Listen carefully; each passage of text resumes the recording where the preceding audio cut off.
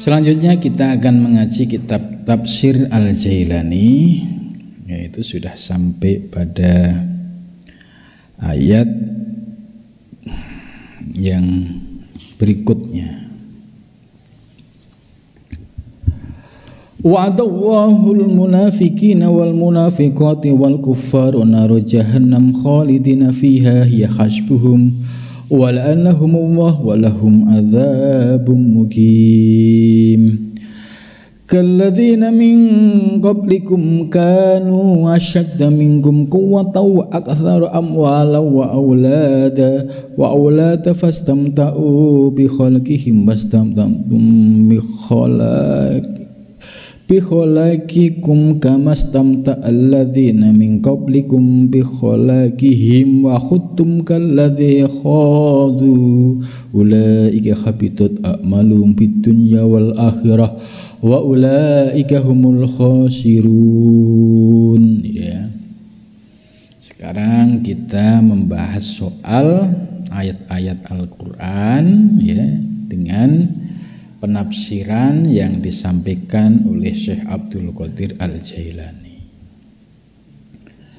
Ayat ini masih berkaitan dengan penyakit-penyakit batiniah yang berupa sifat munafik, sifat fasik ya.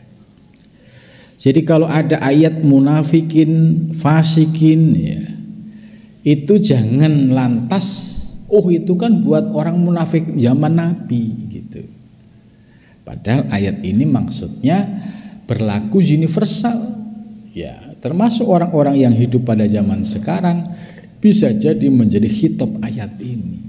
Jangan-jangan penyakit munafik ini juga ada pada dalam diri kita. Wa'ada telah berjanji siapa Allah al-munafikin, atau wa'ada itu maknanya bisa mengancam siapa Allah ya. Al-munafikin yaitu orang-orang yang munafik laki-laki, wal munafiqati dan wanita yang munafik ya. Ini berarti laki-laki perempuan sama. Laki-laki yang munafik disebut munafikin, perempuan yang munafik disebut munafiqat. Wal kuffaro dan orang-orang yang kafir ya, diancam oleh Allah naro jahannam ya, disediakan oleh Allah naro jahannam, yaitu neraka jahanam. Itulah neraka jahanam itu yang seperti apa? La najata lahum, tidak ada keselamatan baginya. Jadi artinya kalau dia orang-orang munafik ya, kufar ya, disediakan oleh Allah neraka jahanam, artinya dia tidak ada keselamatan baginya minha aslan bal khalidina fiha, bahkan dia kekal di dalam neraka jahanam. Ya nar hasbuhum, ya bermula api neraka, hasbuhum yaitu sebagai balasan buat mereka. Wala anahumullah wala ana, dan melaknathum mereka siapa Allah. Jadi Allah melaknat kepada orang munafik dan orang-orang kafir ya. Walahum, dan bagi mereka yaitu orang-orang munafik dan kafir, adzabun, bermula siksa, mukimun, yang kekal. Mukimun itu siksa yang kontinu, terus menerus, tidak pernah berhenti ya.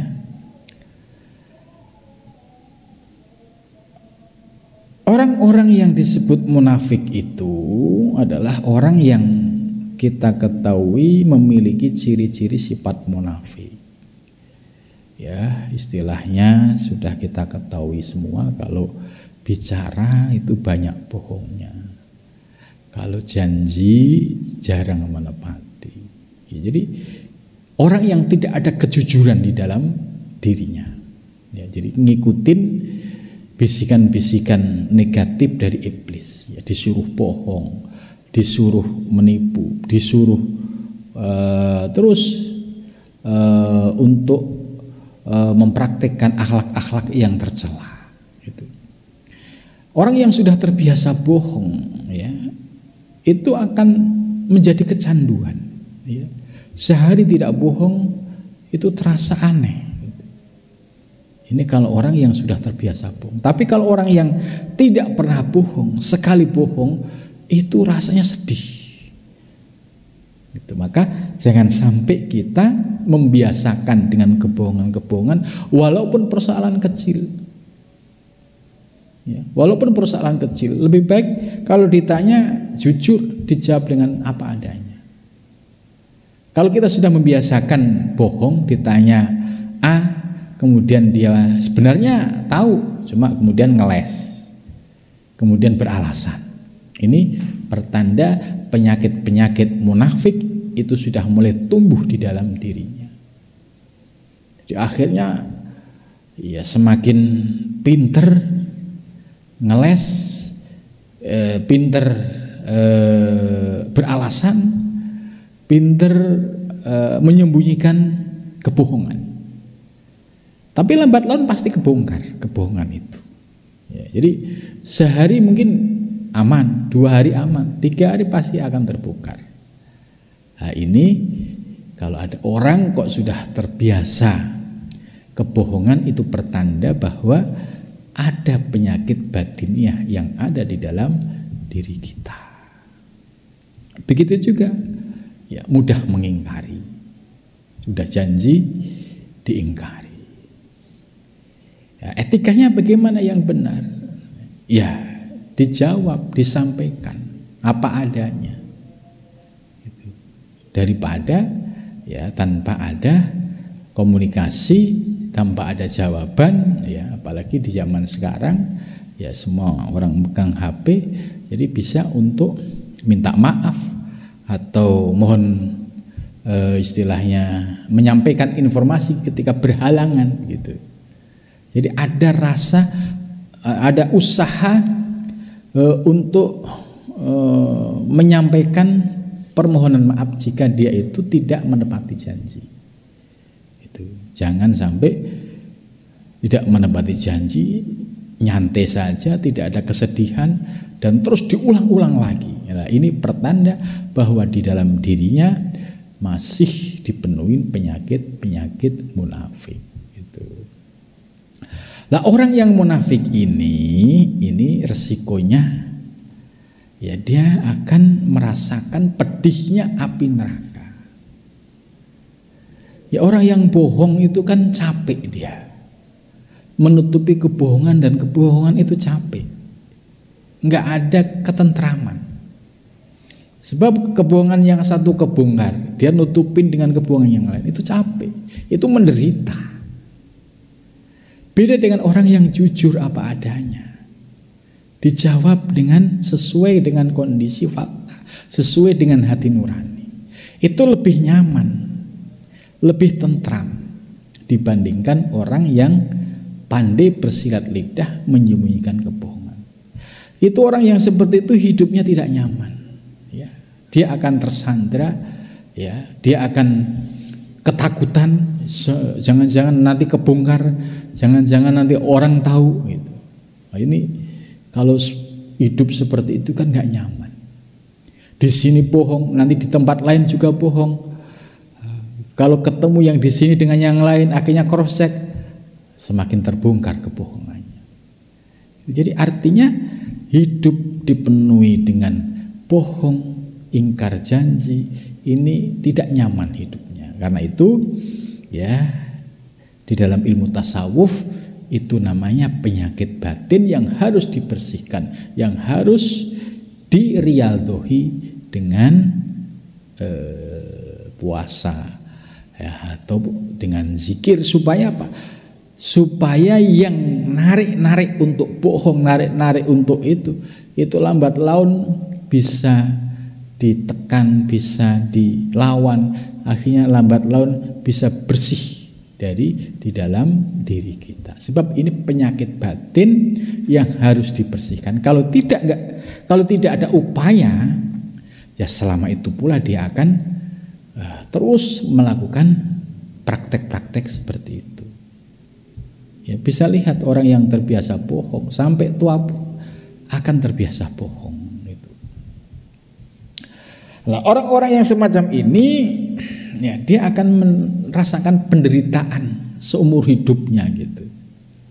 Karena ya namanya orang bohong tadi, bohong ini nggak taunya besok kebongkar, bohong lagi, kebongkar lagi, kan menderita.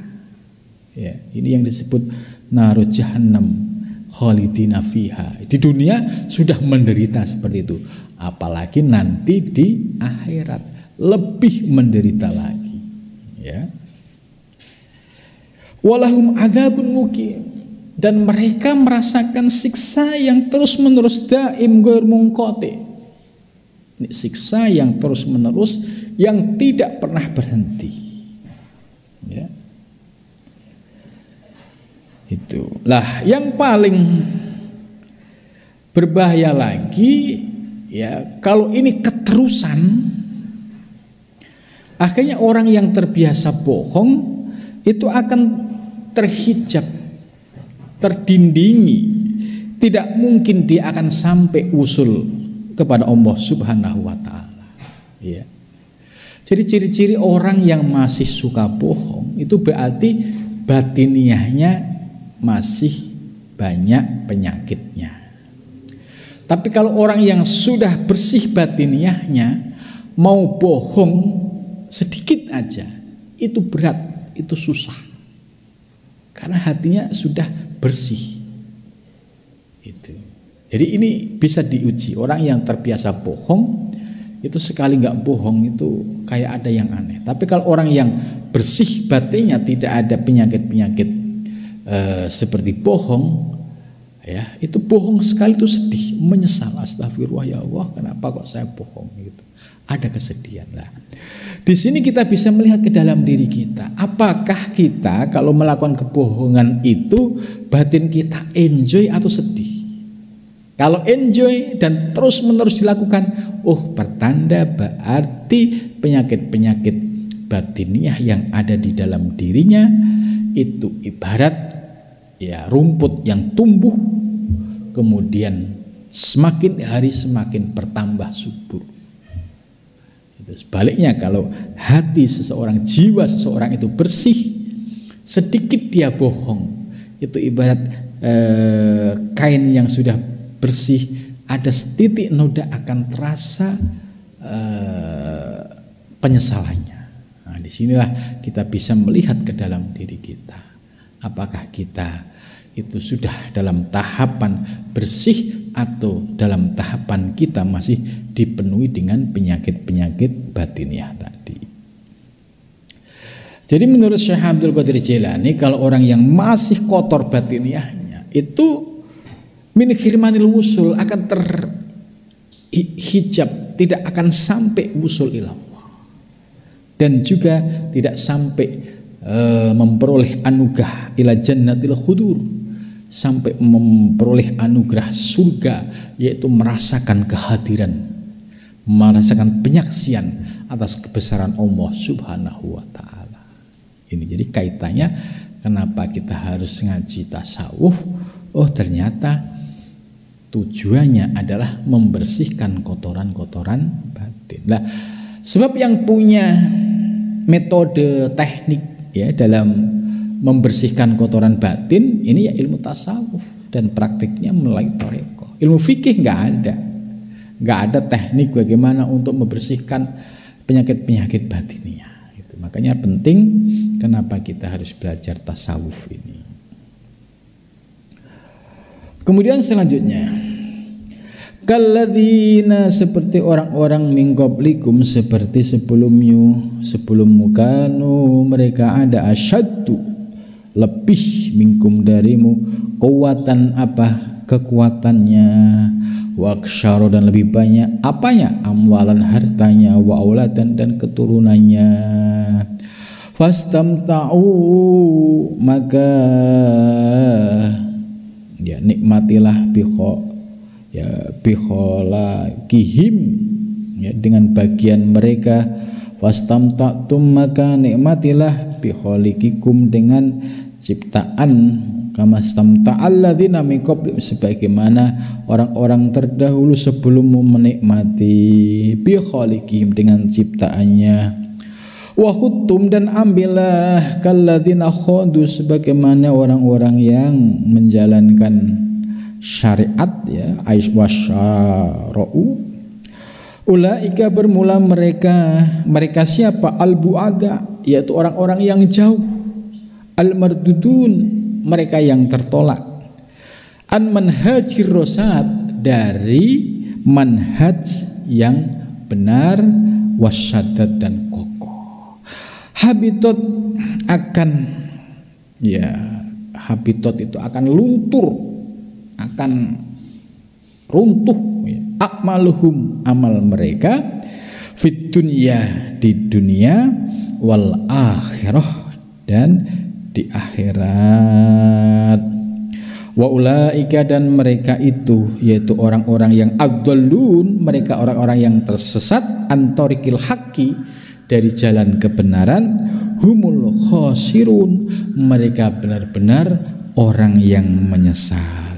Ai al-maksuruna yaitu orang-orang yang mereka melakukan kesalahan alal khusron dalam keadaan dia menyesal ya. Ulaika habitat a'maluhum ini penting ya. Mereka adalah orang yang amalnya itu dihapus, batal. Ini apa penyebabnya? Ya sekali lagi penyebabnya sama, yaitu di dalam diri seseorang masih dipenuhi dengan penyakit-penyakit batin. Seperti apa yang menyebabkan amal itu habitat dihapus oleh Allah? Yaitu amal ya yang setelah beramal kemudian muncul riya, muncul dipamerkan sama orang, muncul sum'ah, amalnya diceritakan kepada orang ya.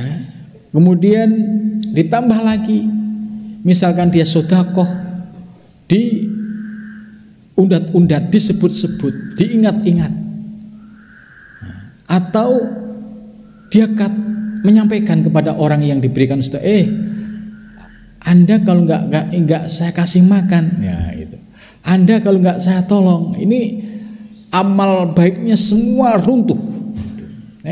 Dulu kalau Anda nggak saya bantu, wah ini kalimat-kalimat seperti ini kalimat yang menunjukkan tidak ada keikhlasan di dalam beramalnya, sehingga habitat a'malum runtuh, terhapus seluruh amalnya. Lah kenapa demikian? Penyebabnya sama, faktornya sama. Di dalam dirinya masih banyak penyakit-penyakit batiniah, yaitu tadi riya, pamer, sum'ah, ingin diketahui orang lain, kemudian suka bahasa Jawa itu mengundat-undat. Mengundat-undat itu dia sudah berbuat, kemudian diomongin, dibicarakin seolah-olah dia nggak ikhlas. Itu tadi kayak ucapan tadi, andai Anda nggak saya tolong. Gitu.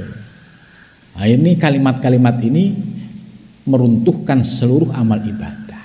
Ya, dia sudah bangun misalkan, bangun masjid, kemudian dia sampaikan itu kalau nggak saya bantu masjid itu nggak bakalan itu jadi. Nah, ini juga amalnya runtuh. Jadi dengan demikian ya jangan sampai kita masuk seperti kelompok ini. Kita diingatkan ya. Karena itu supaya kita selamat dari ini ya, bersihkan kotoran-kotoran batiniah di dalam diri kita. Biasakan ketika beramal didasari dengan keikhlasan. Sebab apapun amal kalau tidak ikhlas tidak akan sampai kepada Allah. Apapun amal ya, kalau di dalamnya ada riya, ada ujub, ada takabur, pasti akan tertolak oleh Allah. Nah, Karena itu kalau kita memahami ilmu ya tasawuf yang mengkaji aspek-aspek batiniah ini, maka kita akan terhindar menjadi ulaikal humul khosirun, yaitu orang-orang yang menyesal. Menyesal kalau di dunia ya ini masih ada waktu untuk memperbaiki, tapi kalau menyesal di akhirat, di alam barzah, ya kenapa dulu saya kok amal yang saya lakukan selalu saya undat-undat atau saya sebut-sebut atau saya sampaikan yang menunjukkan bahwa dia itu tidak ikhlas gitu. Dia menyesal ternyata amalnya tidak ngefek ke akhirat gitu. Amalnya yang dilakukan di dunia tidak bisa dipetik di akhirat. Kenapa demikian? Karena ada virus-virus batiniah, yaitu riya, ujub, sum'ah, kemudian tadi mengundat-undat amal ya. Akhirnya amal setinggi apapun, sekecil apapun, kalau tidak didasari dengan ikhlasan tidak bisa dipanen di akhirat. Mudah-mudahan dengan penjelasan ini menambah ya wawasan ilmu kita sehingga kita bisa berhati-hati di dalam beramal. Ya, mudah-mudahan bermanfaat. Wal muwaffiq. Assalamualaikum warahmatullahi wabarakatuh.